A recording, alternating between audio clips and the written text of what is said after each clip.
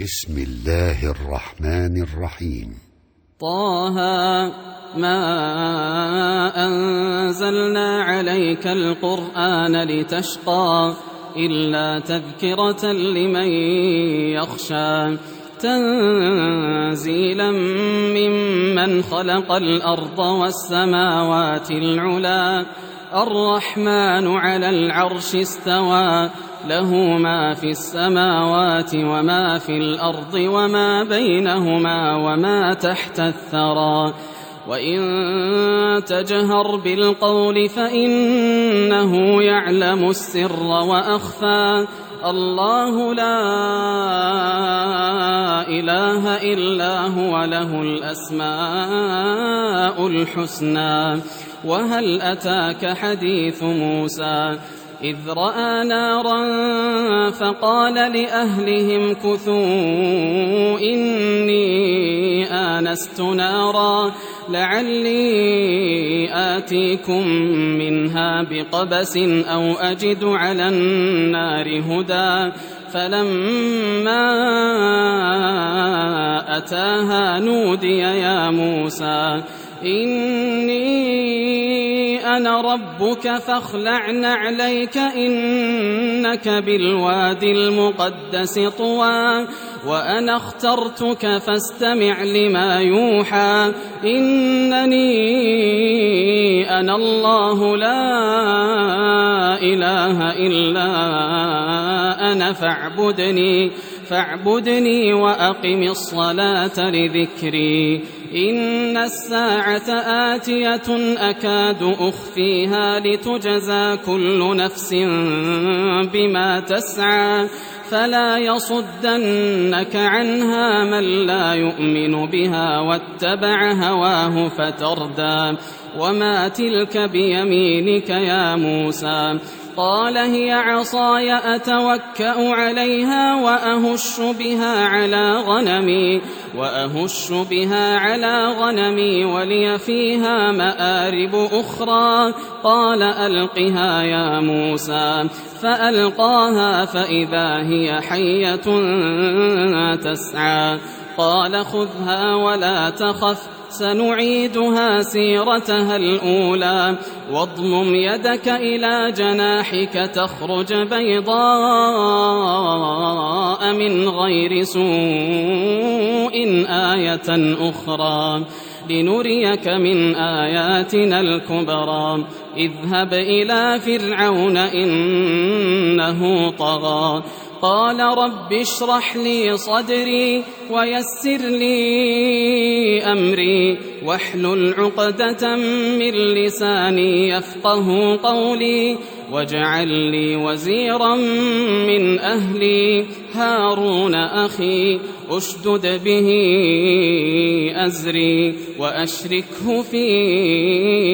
أمري كي نسبحك كثيرا ونذكرك كثيرا إنك كنت بنا بصيرا قال قد أوتيت سؤلك يا موسى ولقد مننا عليك مرة أخرى إذ أوحينا إلى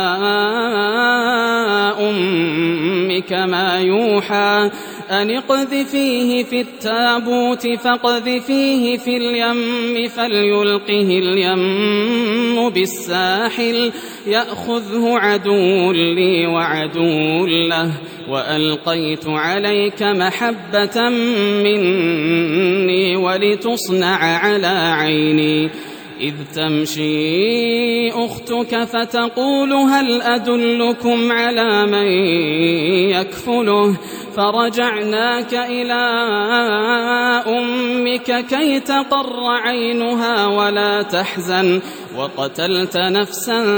فنجيناك من الغم وفتناك فتونا فلبثت سنين في أهل مدين ثم جئت على قدري يا موسى واصطنعتك لنفسي اذهب أنت وأخوك بآياتي ولا تنيا في ذكري اذهبا إلى فرعون إنه طغى فقولا له قولا لينا لعله يتذكر أو يخشى قالا ربنا إننا نخاف أن يفرط علينا أو أن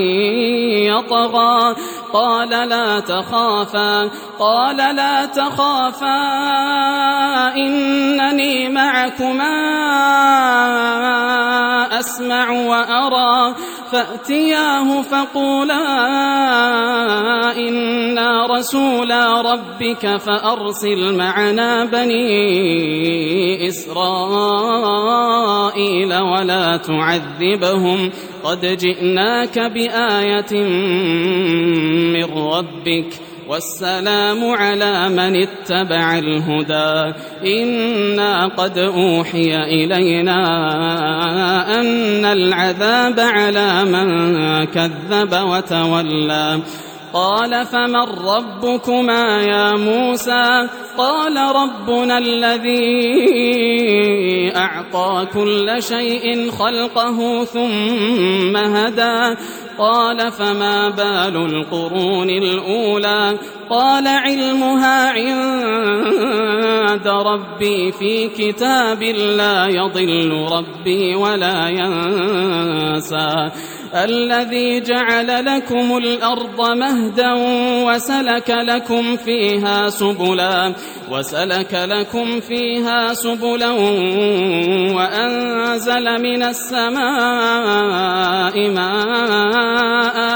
وأنزل من السماء ماء فأخرجنا به أزواجا من نبات شتى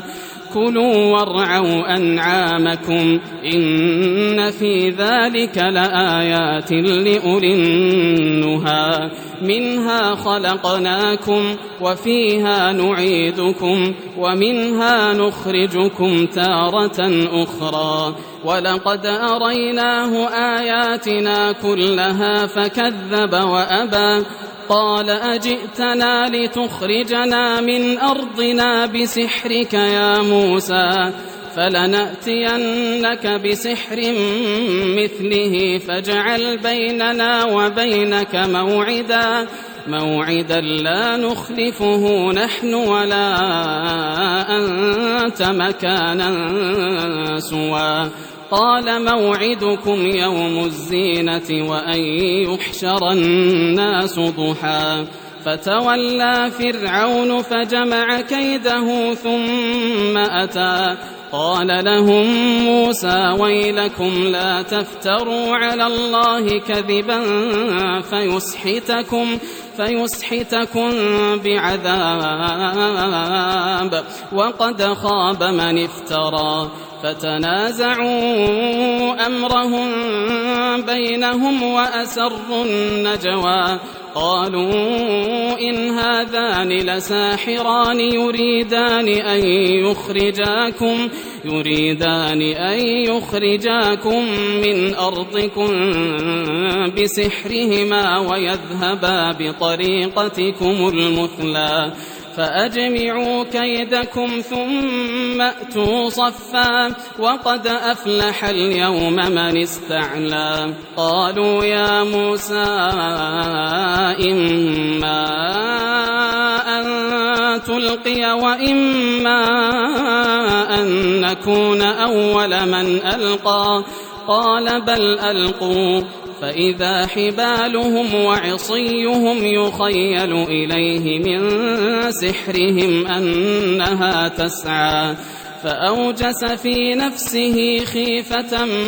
موسى قلنا لا تخف إنك أنت الأعلى وألق ما في يمينك تلقف ما صنعوا إنما صنعوا كيد ساحر ولا يفلح الساحر حيث أتى فألقي السحرة سجدا قالوا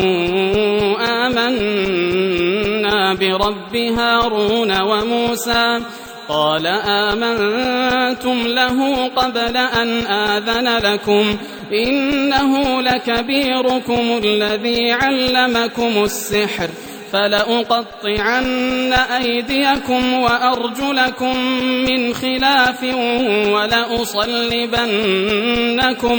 ولأصلبنكم في جذوع النخل ولتعلمن أينا أشد عذابا وأبقى قالوا لن نؤثرك على ما جاءنا من البينات والذي فطرنا فاقض ما أنت قاض إنما تقضي هذه الحياة الدنيا إنا آمنا بربنا ليغفر لنا خطايانا وما أكرهتنا عليه من السحر والله خير وأبقى إنه من يأت ربه مجرما فإن له جهنم لا يموت فيها ولا يحيا ومن يأته مؤمنا قد عمل الصالحات فأولئك لهم الدرجات العلى جنات عدن تجري من تحتها الأنهار خالدين فيها وذلك جزاء من تزكى ولقد أوحينا إلى موسى أن أسر بعبادي فاضرب لهم طريقا في البحر يبسا لا تخاف دركا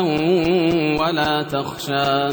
فأتبعهم فرعون بجنوده فغشيهم من اليم ما غشيهم وأضل فرعون قومه وما هدى يا بني إسرائيل قد أنجيناكم من عدوكم وواعدناكم جانب الطور الأيمن ونزلنا عليكم المن والسلوى كلوا من طيبات ما رزقناكم ولا تطغوا فيه فيحل عليكم غضبي ومن يحلل عليه غضبي فقد هوى وإني لغفار لمن تاب وآمن وعمل صالحا ثم اهتدى وما أعجلك عن قومك يا موسى قال هم أولئك على أثري وعجلت إليك رب لترضى قال فإنا قد فتنا قومك من بعدك وأضلهم السامري فرجع موسى إلى قومه غضبان أسفا قال يا قوم ألم يعدكم ربكم وعدا حسنا أفطال عليكم العهد أم أردتم أن يحل عليكم غضب من ربكم فأخلفتم موعدي قالوا ما أخلفنا موعدك بملكنا ولكننا حملنا أوزارا من زينة القوم فقذفناها فكذلك ألقى السامري فأخرج لهم عجلا جسدا له خوار فقالوا هذا إلهكم وإله موسى فنسي أفلا يرون ألا يرجع إليهم قولا ولا يملك لهم ضرا ولا نفعا ولقد قال لهم هارون من قبل يا قوم إنما فتنتم به وإن ربكم الرحمن فاتبعوني وأطيعوا أمري قالوا لن نبرح عليه عاكفين حتى يرجع إلينا موسى قال يا هارون ما منعك إذ رأيتهم ضلوا ألا تتبعني أفعصيت أمري قال يا ابن أم لا تأخذ بلحيتي ولا برأسي إني خشيت أن تقول فرقت بين بني إسرائيل ولم ترقب قولي قال فما خطبك يا سامري قال بصرت بما لم يبصروا به فقبضت قبضة من أثر الرسول فنبذتها وكذلك سولت لي نفسي قال فاذهب فإن لك في الحياة أن تقول لا مساس وإن لك موعدا لن تخلفه وانظر إلى إلهك الذي ظلت عليه عاكفا لنحرقنه ثم لننسفنه في اليم نسفا إنما إلهكم الله الذي لا إله إلا هو وسع كل شيء علما كذلك نقص عليك من أنباء ما قد سبق وقد آتيناك من لدنا ذكرا من أعرض عنه فإنه يحمل يوم القيامة وزرا خالدين فيه وساء لهم يوم القيامة حملا يوم ينفخ في الصور ونحشر المجرمين يومئذ زرقا يتخافتون بينهم إن لبثتم إلا عشرا نحن أعلم بما يقولون إذ يقول أمثلهم طريقة إن لبثتم إلا يوما ويسألونك عن الجبال فقل ينسفها ربي نسفا فيذرها قاعا صفصفا لا ترى فيها عوجا ولا أمتا يومئذ يتبعون الداعي لا عوج له يومئذ يتبعون الداعي لا عوج له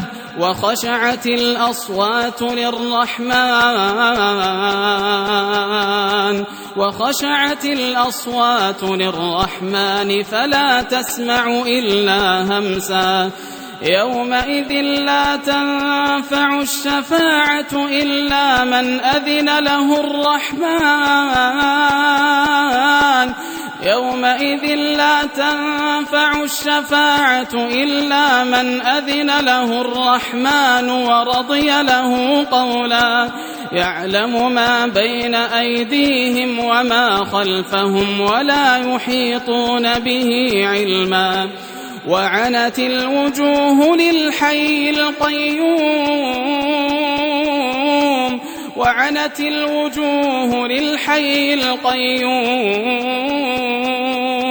وقد خاب من حمل ظلما ومن يعمل من الصالحات وهو مؤمن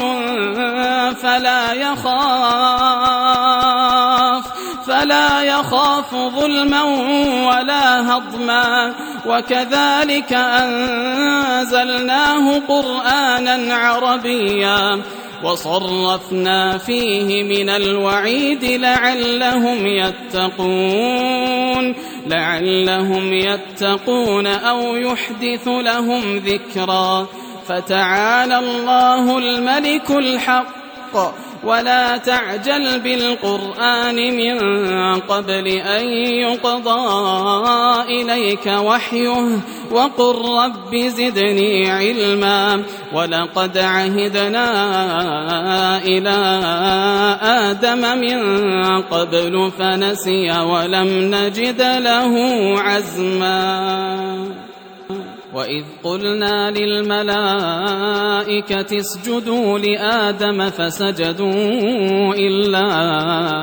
إبليس أبى فقلنا يا آدم إن هذا عدو لك ولزوجك فلا يخرجنكما من الجنة فتشقى إن لك ألا تجوع فيها ولا تعرى وأنك لا تظمأ فيها ولا تضحى فوسوس إليه الشيطان قال يا آدم هل أدلك على شجرة الخلد وملك لا يبلى فأكلا منها فبدت لهما سوآتهما وطفقا يخصفان عليهما من ورق الجنة وعصى آدم ربه فغوى ثم اجتباه ربه فتاب عليه وهدى قال اهبطا منها جميعا